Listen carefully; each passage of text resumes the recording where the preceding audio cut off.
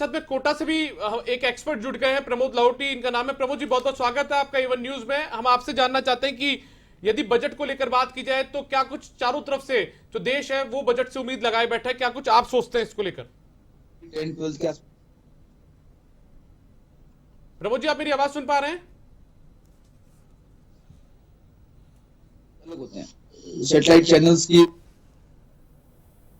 हाँ जी सर। प्रमोद जी, मैं आपसे जानना चाहता हूं कि पूरा देश अब बजट से उम्मीद लगाए बैठा है क्योंकि अगले साल चुनाव होने वाले हैं, तो ऐसे में क्या कुछ चारों तरफ जो लोगों की उम्मीद है बजट को लेकर, क्या कुछ प्रावधान इस बजट में होने चाहिए आपके हिसाब से? बजट में आम जनता को, साधारण टैक्स पेयर को जो आशाएं हैं वो मैं आपको बता देता हूँ। एक तो धारा 80C में जो 1.5 लाख रुपए की लिमिट करी हुई है उसको 3 लाख रुपए की जानी चाहिए। जी जी जी, बताएं, आप बताएं। तथा धारा 80D जिसमें मेडिक्लेम पॉलिसी की छूट होती है उसकी लिमिट भी बढ़ानी चाहिए। कोविड से रिलेटेड जो भी खर्चा किया है उसकी पूरी छूट मिलनी चाहिए। टैक्स की दरें जो पिछले 5 साल पहले बढ़ाई थी उसको अभी तक नहीं बढ़ाया गया, तो उसको कम से कम 5 लाख रुपए तक की जानी चाहिए। 10% टैक्स की जो दर है वो 10 लाख तक, 20% 20 लाख तक और 30% की जो स्लैब है वो 30 लाख के बाद चालू करनी चाहिए।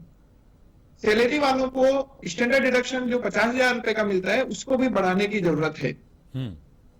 तथा कैपिटल गेन के केस में धारा 54 और धारा 54F में जो छूट मिलती है उसकी लिमिट 3 साल की है, उसको बढ़ाकर 5 साल किया जाना चाहिए।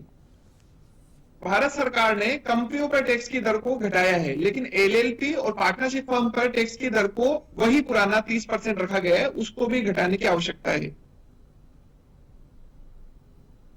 जी जी, बताएं आप। और क्या अपेक्षाएं आपके लिहाज से, मतलब? तथा जो डिविडेंड मिलता है शेयर्स पर उसको भी धारा 80 की दायरे में लाकर और कम से कम 25,000 रुपए तक का फ्री करना चाहिए। जी। हाउसिंग लोन पर जो ब्याज की छूट है केवल 2 लाख रुपए तक मिलती है, उसको भी बढ़ा के 5 लाख रुपए तक किया जाना चाहिए, ताकि जनता के हाथ में पैसा ज्यादा रहे और वो आराम से अपना खर्च कर सके।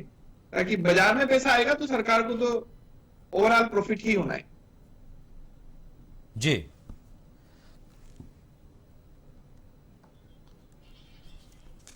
तो बिल्कुल देखिए, लगातार हमारे एक्सपर्ट्स हमारे साथ जुड़े हुए हैं, जैसे वो अभी आपने जोधपुर से सुना, उसके बाद में कोटा से आपने देखा।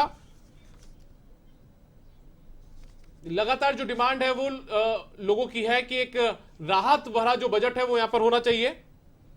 प्रमोद जी, हम आपसे जानना चाहेंगे, यदि प्रमोद जी एक बार आपसे ये हम जानना चाहेंगे कि अभी लगातार ये बातें भी सामने आ रही है कि बेरोजगारी दर जो है वो सबसे ज्यादा है, तो ऐसे में यदि रोजगार के हिसाब से सरकार काम करे तो क्या कुछ होना चाहिए उसको लेकर?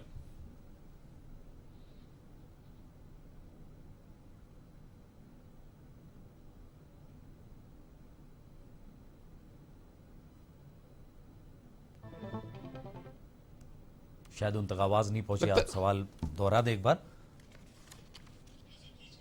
तो विक्रम, उन तक आवाज हमारी नहीं पहुंच पा रही, लेकिन अभी लगातार जो बातें हैं वो सामने यही आ रही है कि जो लिमिट है धारा 80 में, जो लिमिट मतलब जो छूट मिलती है उसका दायरा बढ़ाया जाना चाहिए। 3 लाख के करीब इसकी जो छूट है वो यहाँ पर होनी चाहिए। बिल्कुल। इसके अलावा टैक्स स्लैब एक ऐसी चीज है जिसको लेकर हर इंसान लगातार हर बजट पे निगाह बनाकर रखता है कि टैक्स स्लैब जो है वो बढ़ाया जाना चाहिए, यानी कि इसकी जो इनकम टैक्स का स्लैब है उसमें ज्यादा से ज्यादा उसको राहत मिलनी चाहिए। बिल्कुल।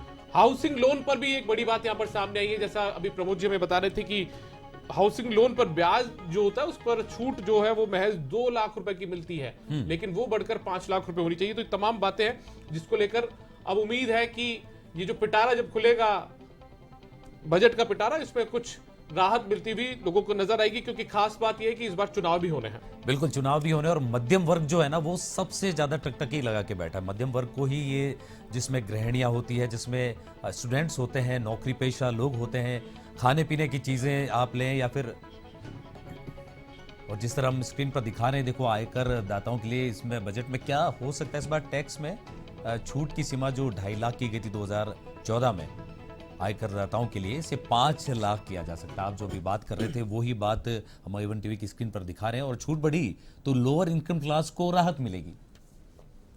बिल्कुल देखिए, और इससे विक्रम जो बाजार है उसमें पैसा भी आएगा, पैसा जो भी एक तरीके से कमी देखने को मिलती है उसका फायदा यहाँ पर मिलेगा, इकोनॉमी को सपोर्ट भी मिलेगा, बिल्कुल से मिल सकता है। टैक्स में छूट का दायरा यदि बढ़ाया जाता है तो इसका काफी फायदा, और दायरा बढ़ेगा तो ये फायदा मिलेगा। तो सबसे ज्यादा उम्मीद है कि देखिए एक लंबा अंतराल हो चुका है विक्रम, लगभग 9 साल का वक्त हो चुका है। 2014 में जो लिमिट थी उसको 2.5 लाख रुपए किया गया था, 5 लाख अब इसे किया जाना चाहिए। लगातार डिमांड उठ रही है, इसलिए हम लगातार कह रहे हैं कि चूंकि चुनाव आने वाले हैं, इस साल 9 राज्यों में चुनाव है, अगले साल लोकसभा का चुनाव है, पूरे देश में बीजेपी की सरकार वापस से बीजेपी वोट मांगने जाएगी, तो ऐसे में हो सकता है कि इस बार उसका दायरा बढ़ा दिया जाए। बिल्कुल, और इसके बाद जैसे प्रदेश का भी बजट पेश होने वाला है, तो ये जो केंद्रीय बजट है उसके बाद वो अपने पत्ते उसके बाद खोलेंगे। ये भी एक बड़ी एक रोचक स्थिति है, जब अशोक गहलोत भी तैयार बैठे हैं यहाँ पर अपने प्रदेश का बजट लेके, तो आज उनकी भी नजर होगी कि केंद्र क्या कर रहा है, तो वो कोशिश करेंगे कि उनसे कुछ 21 ही किया जाए, उनसे कुछ बढ़कर ही किया जाए। ज्यादातर ही देखा जाता है कि राज्य सरकारें